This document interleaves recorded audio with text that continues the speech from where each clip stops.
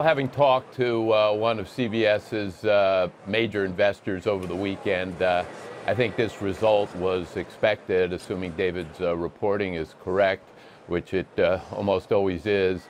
I think he's going to call you about that almost. Right.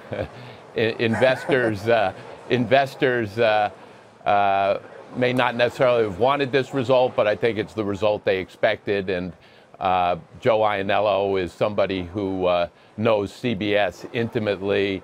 He was CFO of the company for a long time, was voted the #1 CFO among analysts, became COO, and has overseen some of the tougher parts of the business, including retransmission consent and revenues coming in from affiliates, which has been the key in a lot of ways to CBS outperforming expectations as a broadcast network.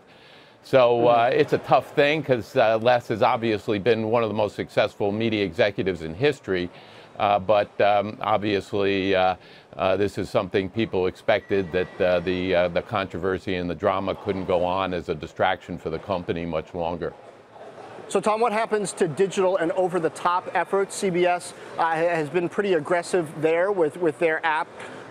They're all access. They're creating original programming for that that's pretty high quality. Do they need someone with a specific skill set in that arena to drive that forward? Or, I mean, do they try to get another Les Moonves if there were such a person? Well, it's going to be tough to get another Les Moonves with the intuition about what works by way of programming and network television.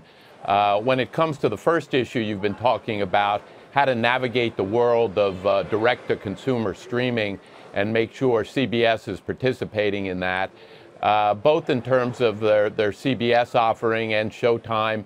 They're really outperforming expectations there.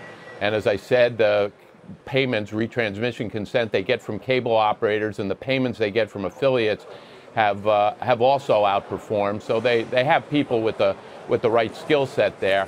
I think the bigger issue for CBS, I have never thought that the Viacom transaction could go through since the special board committee voted that down, and I don't think there's any move here, with or without Les, with or without what happens in the Delaware court, that is going to change that result. And if the Viacom merger isn't going to happen, and it looks increasingly unlikely that a FANG company is going to come forward and acquire CBS, what does a standalone media company, as well as it's navigated some tough waters, still facing ratings decline and all the issues that traditional media companies are facing, what does it do to secure its future? And I think more than anything, what they're going to need is a visionary who's able to solve for that problem.